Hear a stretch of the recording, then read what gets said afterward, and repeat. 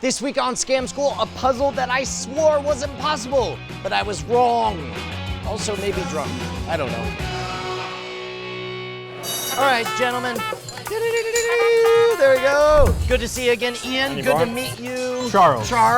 I got an email from somebody on the other side of the world named Nosen Deichmann. And he's like, oh, well, I'm sure you've heard of this old thing, right? And he sent me something that was like, this is not possible. And I had to eat crow, write him an email like, I'll buy you a beer. Please tell me the answer. We're going on a trip of the imagination. I want you to imagine you're going to some kind of carnival. And you go to one booth. They've got all kinds of different games. And in this booth, they have a spinning wheel that has 4 quadrants, right? In the center is a light bulb that's either on or off. In each of the quadrants is a little case that has a quarter that's either heads up or tails up. You do not know what any of the quarters are set at, but you know that when all 4 are heads, the light will turn on. You know that when all 4 are tails, the light will turn on. Your goal is to get that light to turn on. And you have 5 rounds to do it. Each round, you are allowed to open any 2 of the 4 quadrants and look inside at the quarter. You can see which ones are heads, which ones are tails, and you can affect them. You can flip both of them over, you can flip one over, you can flip the other over. You know what you're setting up, but you can only do it for 2 of them. Then the round is over. At the end of each round, they spin this wheel so fast that the next time you look at it, you have no idea which coin is where. You could get lucky. You could just spin it and say heads, heads, spin it, go heads, heads, spin it, heads, heads, spin it, heads, heads. But you have no way of knowing for certain that you're gonna get all 4 of them to heads because you might keep hitting the same ones over and over again, right? Right. So, within those rules, how do you absolutely guarantee that you could get all 4, either heads or all 4 tails in 5 rounds? So we got to pick 2. Yeah, sure. Obviously. Are we going to pick diagonal or vertical? Would it make any difference? It's a circle. So as long as we don't keep picking the same 2, or these 2, or these 2, or these 2. We don't have a way to tell. You don't, because they could just keep flipping. And I suppose the best way of doing it would be to open these 2 and assume these are tails and heads. Right. So, well, hold on. Here's the weird part, is it doesn't matter what they start as. What matters is, what do you want them to be? So right now they're in a superposition. They could be anything. So this is round it's like 1. Schrodinger's quarter. Sort of, yes. We're on round 1. Yeah. You have 4 quarters. You're gonna be simultaneously gathering information and solving the puzzle for it, right? Okay, so what we do is we open these 2. Right. And turn these 2 over and see what they are.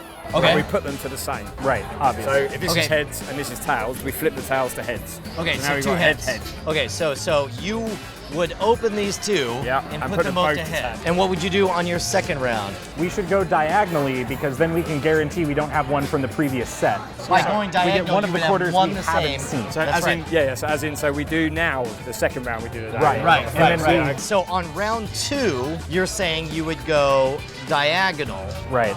And do what? Make them heads, since that's what we're going for. So we know we've already got 2 So heads you would in this know circle. for sure you have a heads on one, a heads on another, and one of these are heads. One of these are heads, Yeah. okay? And so then what? See, that's where my plan falls apart. You only get 3 more turns, and you have to know 100% that the light will turn on. Okay, why can't we do this then? You know when we did this, Right. and we turned the diagonal, why can't we say this was heads and this was tails, we set this one to tails. Then we know if we come to both heads or both tails. Yeah, we know Then that we've got the The diagonal. only change it to problem the- is, if I heard you describe it correctly, that leaves something up to chance. The actual answer to this leaves nothing to chance. There's never a moment you hope it's one thing or another. So if we pick diagonals first, we have no idea whether the diagonal. So surely you must have to start out knowing at least 2 sides. So when you spin again, you know whether you picked a diagonal. But then that leaves us in this position though again anyway. So Right. it's what do you turn over? I always get dinged in the comments on these episodes for leading you along too far, but there are some people right now who probably need this prodding. There's an information vector that you guys have not factored in yet.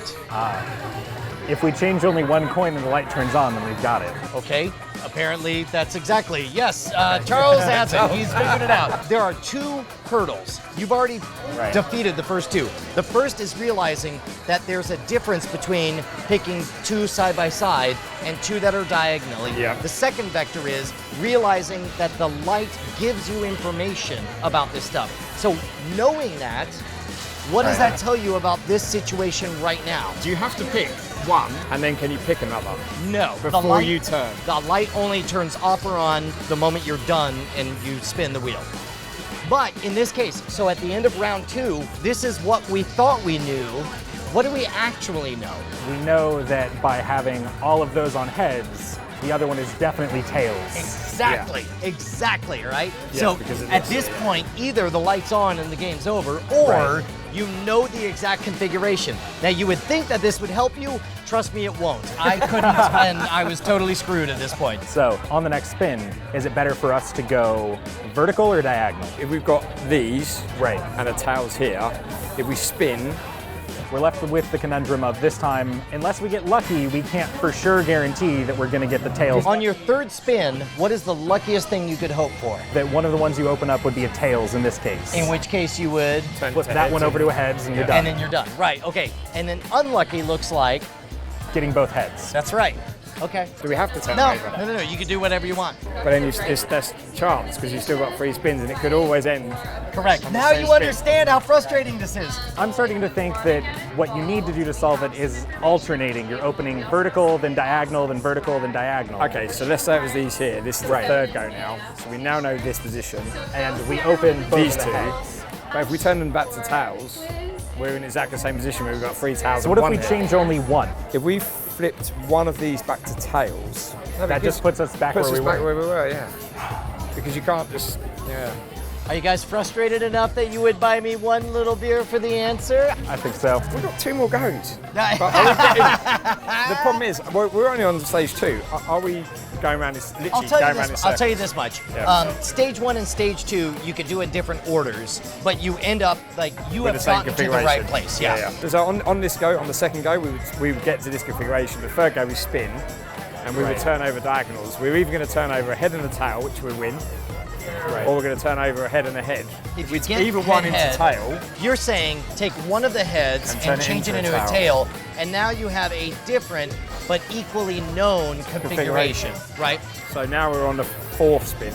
Yeah, so I guess this would be your 3rd spin moves, right? Yeah. So then you go into your 4th spin.